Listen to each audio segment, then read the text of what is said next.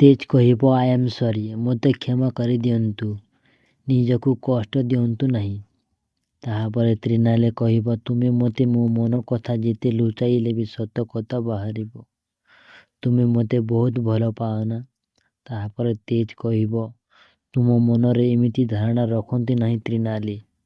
ଅଗ୍ନିକୁ ସାକ୍ଷୀ ରଖି ବାହାଘର ବେଦୀ ଉପରେ ଶପଥ କରିଥିଲି। ଏବେ ସେହି ଶପଥକୁ ପୂରା କରୁଅଛି।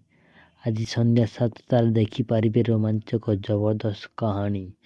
ଭିଡ଼ିଓଟି ଭଲ ଲାଗିଥିଲେ ଲାଇକ୍, ସେୟାର ଓ ସବସ୍କ୍ରାଇବ୍ କରିବାକୁ ଭୁଲିବେ ନାହିଁ। ଜୟ ଜଗନ୍ନାଥ। ତେଜ କହିବ ଆଇ ଏମ୍ ସରି, ମୋତେ କ୍ଷମା କରିଦିଅନ୍ତୁ, ନିଜକୁ କଷ୍ଟ ଦିଅନ୍ତୁ ନାହିଁ।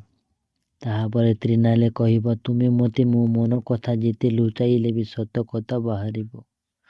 ତୁମେ ମୋତେ ବହୁତ ଭଲ ପାଅ ନା? ତାହାପରେ ତେଜ କହିବ, ତୁମ ମନରେ ଏମିତି ଧାରଣା ରଖନ୍ତି ନାହିଁ ତ୍ରିନାଲି।